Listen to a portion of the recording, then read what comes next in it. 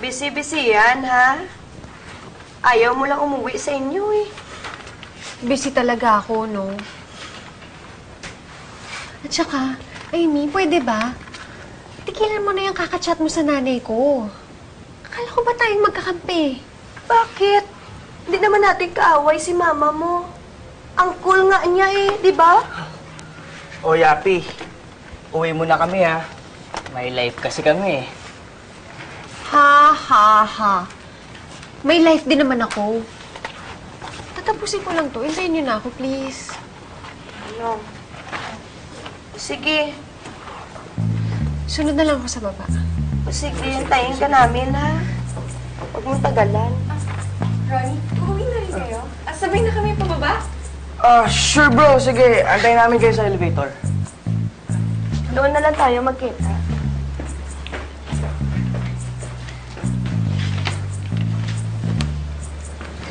Bro daw.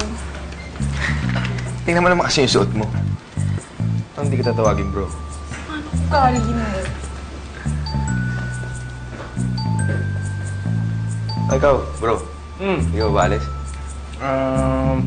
Kung babiyahe kasi ako, hindi ako aabot sa online. So, dito muna ako tal. Alright. Nga pala, may online date ka pa pala, no? Hay mo na lang kami sa kanya. Sige. Now, Ikaw, bro. Online date? Kakainis naman to. Porma ng porma sa akin. Yun naman pala may girlfriend. Siguro long distance kaya naloloko niya. Fairness. Hindi ko agad nahalatang player pala to. Friend, ano ba nalalaman? Ito, malalaman mo na babaero isang lalaki base sa mga nakikita ko sa kaibigan ko. Kapag yung meron siyang cellphone kunwari na maayos-ayos. Tapos meron pa mga 3, 4 na tig 500 lang. Alam mo na.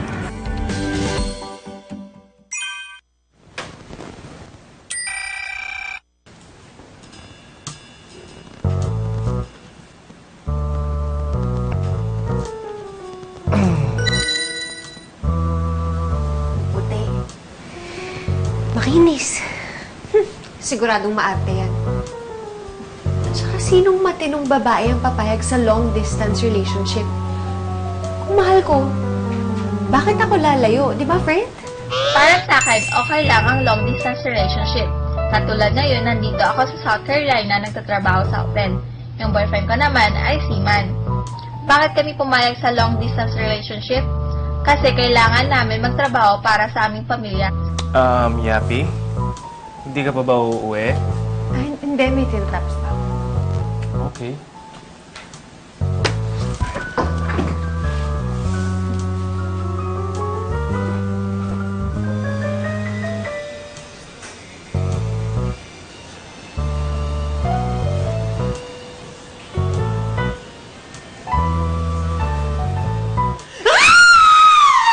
Uy! Yapi! Anong ginagawa mo dyan? Okay ka lang? May ipis doon. May ipis doon kasi. Dumaan din pa ako. Kuya, anong nangyari? Oh, sis. Wala naman. Sandali lang. Kitty, ito si Yapi. Kasama ko si Shopper. Yapi, this is my sister, si Kitty. Friend, kapatid pala niya. Hi! Ikaw pala si Ate Yapi. Hi, Kitty! Oh, wait. Sandali. Kunin ko lang yung charger. Okay, Kuya.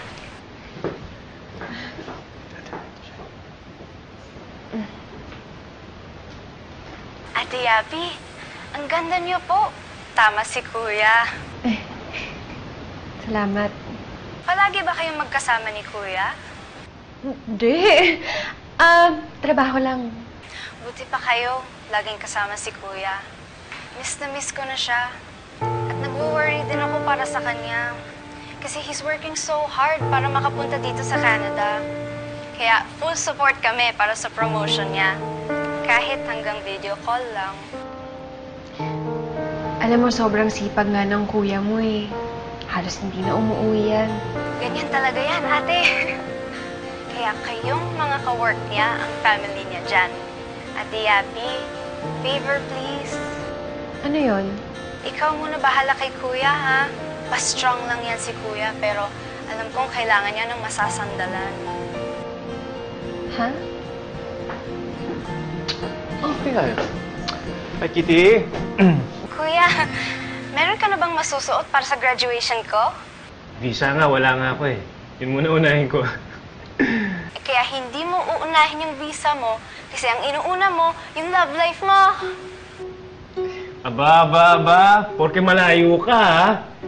Huwag ka nga dyan. Kung sabihin ko na mami tsaka daddy na kipag-date ka doon sa kapitbahay niyo mukhang unggoy, ha? Ano yun? Sige. Hindi kita marinig eh. Bye-bye na lang, kuya, ha? Love you, bye! Ako talaga si Kitty.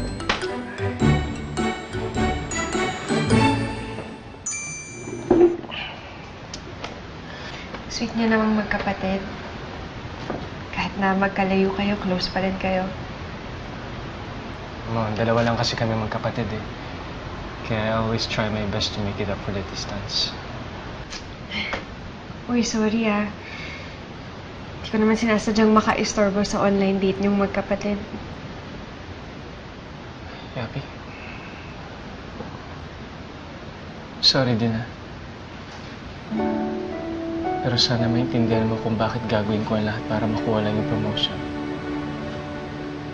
Alam kong importante ito sa'yo. Goal mo yun, pero importante rin ito sa akin.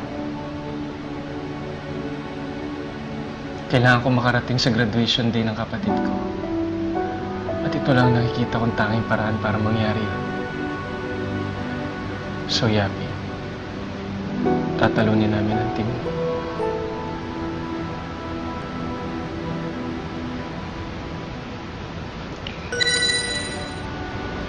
Friend. Ang tapang. Tsaka ang sweet.